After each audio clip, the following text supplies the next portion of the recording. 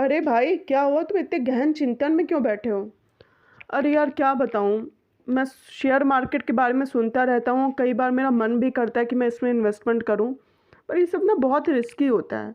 ये सब ना शेख चिल्ली के सपने होते हैं। लोग कहते हैं कि एकदम से शेयर का प्राइस बढ़ जाएगा और तू रंग से राजा हो जाएगा, पर ऐसा होता थोड़ी ना होगा।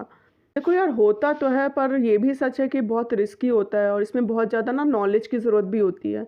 और तेरे पास इतना टाइम है कि तू बैठ कर के इतनी एनालिसिस कर पाएगा? ऐसे ही अंधे तुक्के में ही थोड़ी ना कहीं भी इन्वेस्टमेंट कर देते हैं।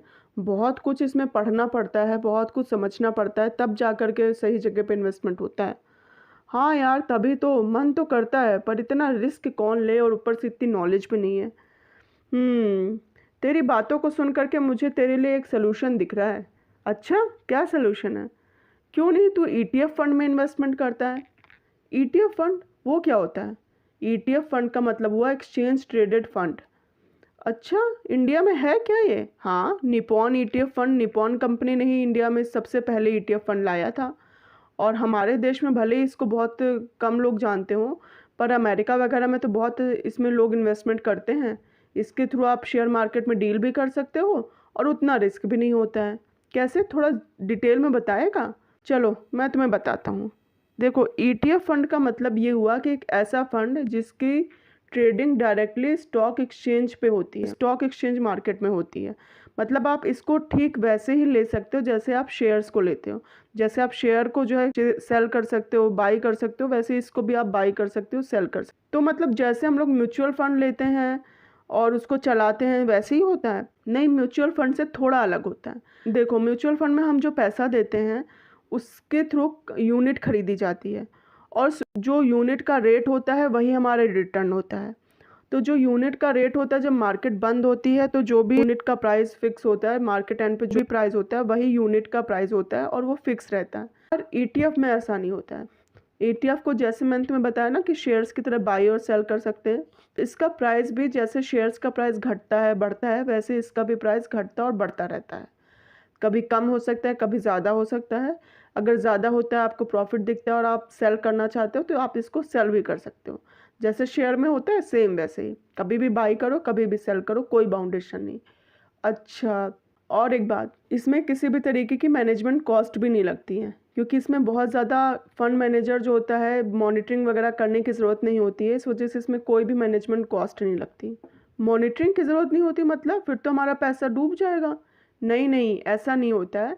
जो निफ्टी में 50 की टॉप कंपनी होती है ना, उसी में इसमें पैसा लगाया जाता है।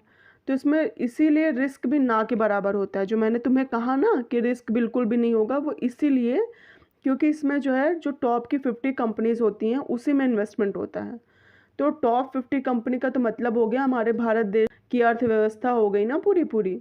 तो ऐसा तो थोड़ी ना होगा कि अर्थव्यवस्था डूब जाएगी, इसीलिए इसको सेफ माना जाता है।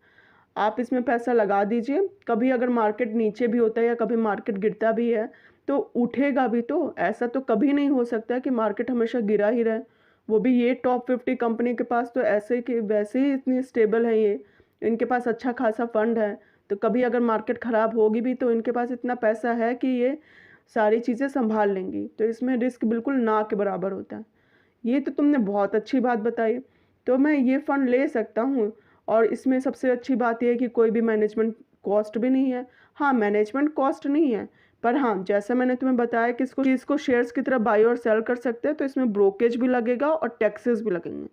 अच्छा, ब्रोकेज और टैक्स लगेगा। हाँ, ये दोनों चीज़ें लगेंगी।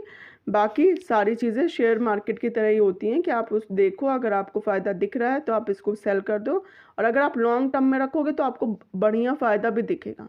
ऐसा नहीं कि आप इसको ट्रेडिंग की तरह इस्तेमाल करो, आप रखे रहो। जितना लंबा आप रखोगे उतना ही ज़्यादा आपको फ़ायदा होगा। तो मतलब मेरी दोनों ही चीज़ हो जाएंगी, अच्छा खासा इन्वेस्टमेंट भी हो जाएगा।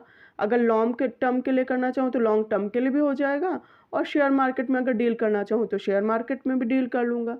हाँ, अच्छा, ये बढ़िया है, इसे कहते हैं एक पंथ दो काज। हाँ, अच्छा तो है। तो मैं किस तरीके के ईटीएफ फंड में इन्वेस्टमेंट करूं? कई तरीके के होते हैं, जैसे गोल्ड ईटीएफ हो गया, रियल इस्टेट ईटीएफ हो गया, बॉन्ड ईटीएफ हो गया, कमोडिटी ईटीएफ हो गया। तो मतलब क्या हुआ, ये सारे इतने सारे टाइप्स होते क्या इनके? हाँ, जैसा नाम है उसी तरीके की कंपनीज में इन्वेस्टमेंट होगा। फॉर एग्जांपल अगर गोल्ड ईटीएफ है तो गोल्ड में इन्वेस्टमेंट होगा, बॉन्ड ईटीएफ है तो बॉन्ड्स जो गवर्नमेंट के होते हैं उनमें इन्वेस्टमेंट होगा। तो तुम थोड़ा अपनी तरफ से एनालिसिस वगैरह कर लो, मैंने तो तुम्हें ऑप्शन दे ही दिया है। फिर तुम्हें अगर सही लगता है जो भी ईटीएफ फंड, तुम उसमें इन्वेस्टमेंट कर सकते हो, बहुत ज़्यादा रिस्क नहीं होता है किसी में भी।